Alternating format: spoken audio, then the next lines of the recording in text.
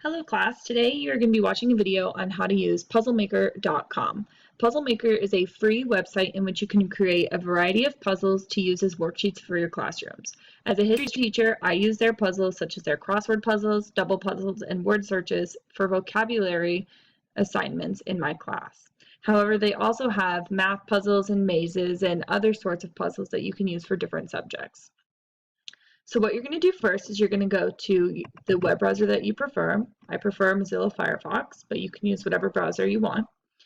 And what you're going to do is you're just going to search for PuzzleMaker. And it's this first one, PuzzleMaker.com. It is sponsored by Discovery Education, and this is what the homepage looks like.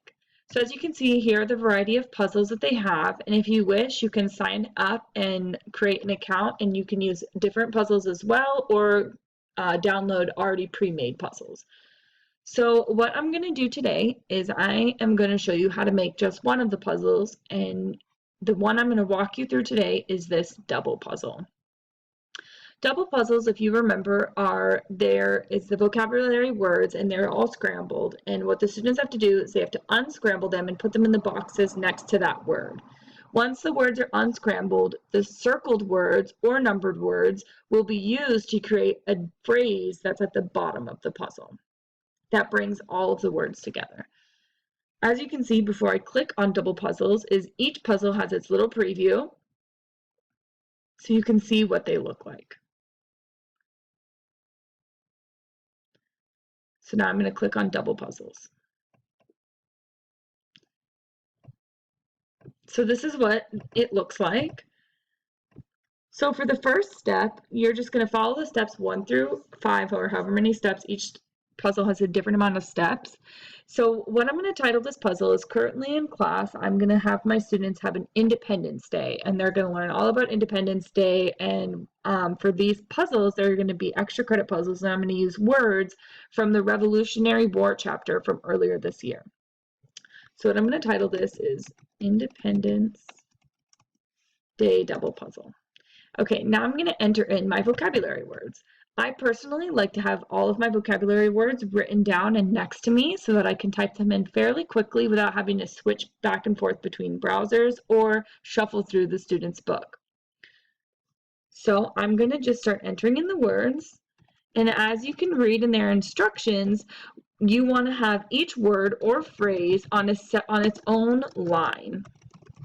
So as you can see, I'm just pressing enter to separate all of my different words.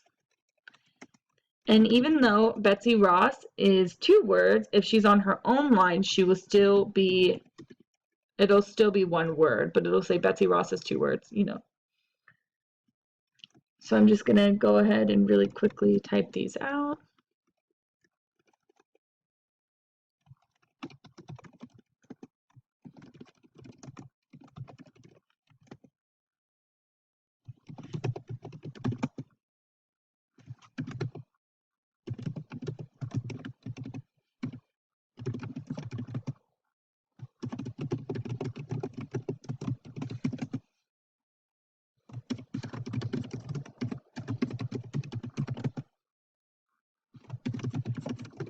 I personally really enjoy the double puzzles and the word searches to give my students, because they are very quick and relatively easy assignments that my students can do, and I often just have them do them for either extra credit points or participation points if they were lacking participation points for that week.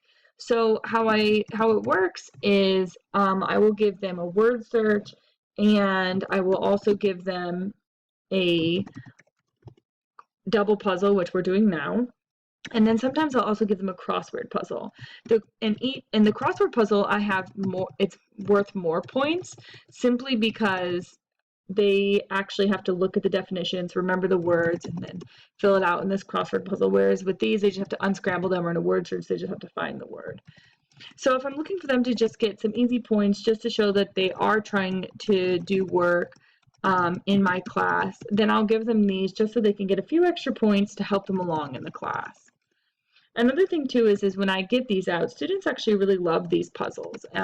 And whenever I give them out, they're super excited. And I would say I have a high amount of my students turning in these puzzles, even though they're not mandatory.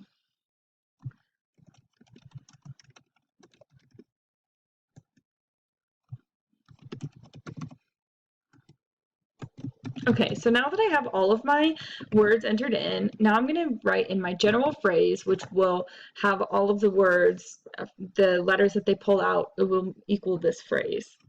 So the phrase that I chose is life, liberty, and the pursuit of happiness, which is what it states in the Declaration of Independence. And since we're talking about Independence Day, I thought it was very fitting. So in step 4, the PuzzleMaker program gives you two options. You can either have the general phrase at the bottom be determined by letters that are circled or letters that are numbered. In this case, I'm going to use their suggested numbered because it's a very long phrase, whereas as it says, if it's a short phrase, to do the circled letters would be best. So now I'm just going to create my puzzle. And this is what it looks like. So as you can see, this is what the puzzle looks like. And PuzzleMaker.com allows you to just print directly from this website. And the paper, it just says Independence Day Puzzle, and it has a crossword. Well, even though that's great, and if you're running short on time, I think that that's a good option. However, for me personally, I prefer to save the image. That way I can insert it into my own Google Doc or my own Word document. That way I can create a worksheet for my students. So what I'm going to show you is what I do just really quickly. So I just go to Microsoft Word, and I'm just going to create a very quick worksheet. So the reason why I like to do this is because some students, if you just give them a worksheet that doesn't provide them a space to give you their name or the date, they just won't give it to you. So I like to provide a worksheet where they're forced to give me their name, their period, and the date. And then I'm just going to give this worksheet a generic title, or if you want to get creative, you can also give it a creative title.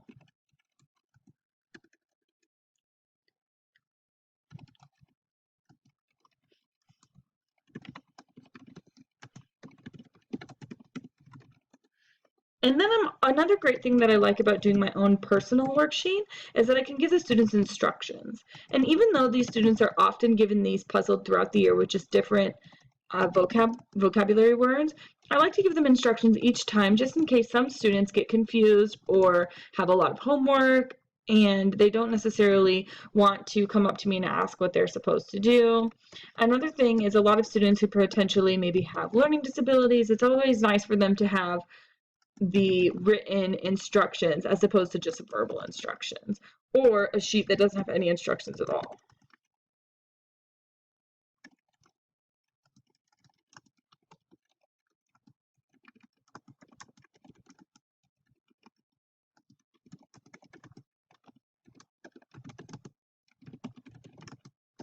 So those are just very simple instructions, and now that I've had that down, now I'm going to insert the picture that I saved. So I saved it as PuzzleMaker 3. And as you can see, it's just a little bit too big to fit on the page. So what you're going to do is you're just going to kind of fiddle with it until it fits. So now that it fits on the page, now I'm going to make it as big as possible because as you can see, it's kind of small and some students might not be able to read that. So as you tell with some of the crossword puzzles with the double puzzles, is they're very long. So what I like to do is I just like to widen them. And even though it might give the words, they might look a little long or whatever, I like to elongate it. That way it looks a little bit bigger and the students might have an easier time filling it out. Another thing I like to do is with these, I like to make my margins a little bit smaller. That way I can make the puzzle even bigger. And as you'll see, this kind of got all wonky. So I'm just going to edit that really quick, make this look more like a worksheet.